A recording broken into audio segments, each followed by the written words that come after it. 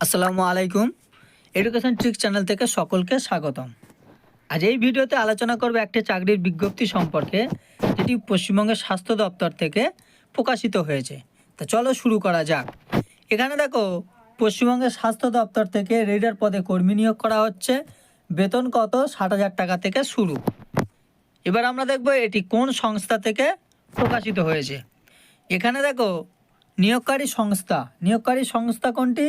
না, West Bengal health requirement board থেকে এটি প্রকাশিত হয়েছে। কোন পদে নিয়োগ করা হচ্ছে? না, রিডার পদে কর্মী নিয়োগ করা হচ্ছে। তারপর দেখো, এখানে বলে দিয়েছে মাসিক বেতন কত।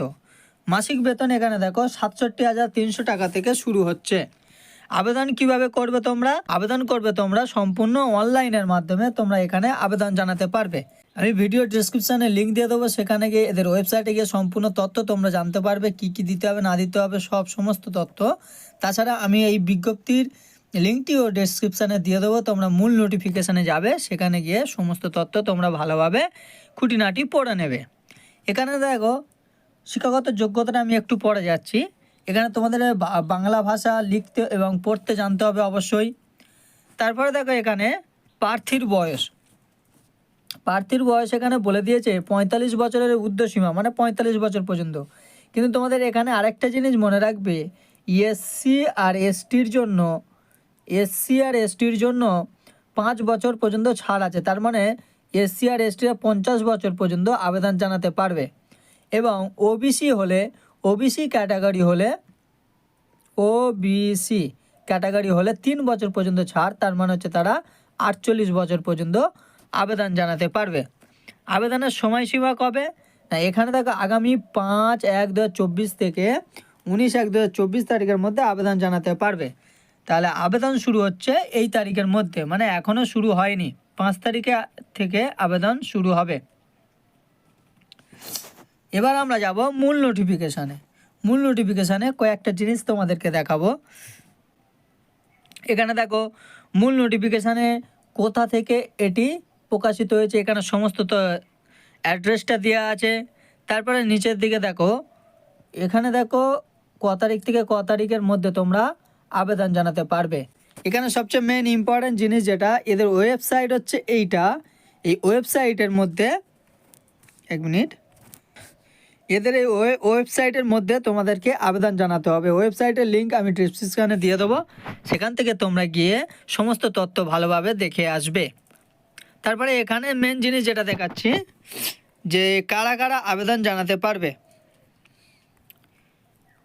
দেখো, এখানে দেখো 5টি কোয়ালিফিকেশান দেওয়া আছে। এই 5টির মধ্যে যে কোনো একটি থাকলে তুমি এখানে আবেদন জানাতে পারবে। কি কি আছে? না, এখানে দেখো, প্রথমে 1 নম্বরে আছে পাস্ট বিএসসি নার্সিং অথবা পোস্ট বেসিক বিএসসি নার্সিং।